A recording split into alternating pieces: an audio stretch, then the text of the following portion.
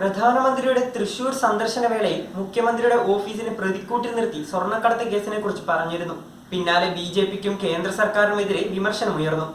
ആരോപണം ഉന്നയിക്കുകയല്ല, നടപടികളുമായി കേന്ദ്ര സർക്കാർ മുന്നോട്ടു പോവുകയല്ലേ വേണ്ടത് എന്നായിരുന്നു വിമർശനം. മോദിയും കേന്ദ്ര സർക്കാരും മുന്നോട്ടു പോയി എന്നു മാത്രമല്ല, ആദ്യ സന്ദർശനം കഴിഞ്ഞ് ദിവസങ്ങൾക്ക് ശേഷമുള്ള രണ്ടാം സന്ദർശനത്തിന് തൊട്ടുമുമ്പ് കേരളത്തിലെ LDF സർക്കാരിലെ പ്രമുഖനായ മന്ത്രിയെയാണ് പ്രതിക്കൂട്ടിൽ നിർത്തിയിരിക്കുന്നത്. മുൻമന്ത്രി AC മൊയ്തീനൊപ്പം മന്ത്രി P രാജീവാണ് കരുവന്നൂർ ബാങ്ക് തട്ടിപ്പ് കേസിൽ ആരോപണ വിധേയനായി നിൽക്കുന്നത്. ED ഇടപെടൽ വിഷയത്തിൽ ആരോപണമുയർത്തിയ കോൺഗ്രസിന്റെ വായടപ്പിച്ചു. കരുവന്നൂർ കേസിൽ CPM BJP നീക്കുപോക്കുണ്ടെന്ന VD സതീശന്റെ ആരോപണം ഇനി കോൺഗ്രസിന് വിഴുങ്ങേണ്ടി വരും. P രാജീവിനെതിരെയുള്ള ED പരാമർശങ്ങൾ സുരേഷ് ഗോപിക്കും രാഷ്ട്രീയ വിജയമാണ്. മറ്റൊരു തരത്തിൽ സുരേഷ് ഗോപിയുടെ മകൾ ഭാഗ്യയുടെ വിവാഹത്തിന് മോദി നൽകിയ വിവാഹ സമ്മാനമാണ് ED കുറ്റപത്രം. കരുവന്നൂർ ബാങ്ക് തട്ടിപ്പിനെതിരെ പദയാത്ര നടത്തിയിട്ടുണ്ട് സുരേഷ് ഗോപി.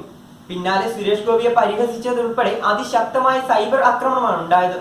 P രാജീവിന്റെ പങ്കിനെ അക്കമിട്ട് നിരത്തി ED സമർപ്പിച്ച കുറ്റപത്രം സുരേഷ് ഗോപിക്കേറ്റ സൈബർ ആക്രമണത്തിന്റെ മുറിവുകളെ ഉണക്കുന്നതായി മാറി. അതിനിടെ മറ്റൊരു സംഭവം കൂടി ഉണ്ടായി. സുരേഷ് ഗോപിയുടെ മകളുടെ വിവാഹത്തിനെത്തിയ മോദിയെ നെടുമ്പാശ്ശേരി വിമാനത്താവളത്തിൽ നേരിട്ടെത്തിയാണ് മുഖ്യമന്ത്രി പിണറായി വിജയൻ സ്വീകരിച്ചത്.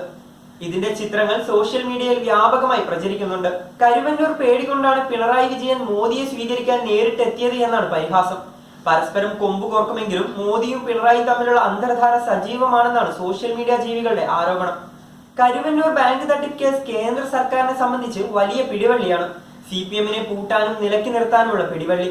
P രാജീവിലേക്ക് കേസ് നീങ്ങുന്നതിന്റെ സൂചന അതാണ്. രാഷ്ട്രീയമായി വൻ പ്രതിസന്ധിയാണ് CPM-ന് ഇത് നൽകുന്നത്. സംസ്ഥാന BJP നേതൃത്വത്തിനും കേന്ദ്ര സർക്കാർ നൽകിയ പുതുവത്സര സമ്മാനമാണ് ED കുറ്റപത്രം. പാർലമെന്റ് തിരഞ്ഞെടുപ്പ് വേളയിൽ CPM-നെ അടിക്കാനുള്ള വടിയായി ഇത് ഉപയോഗിക്കാം. BJP അത് എത്രത്തോളം ഉപയോഗിക്കുമെന്നാണ് ഇനി കണ്ടറിയേണ്ടത്.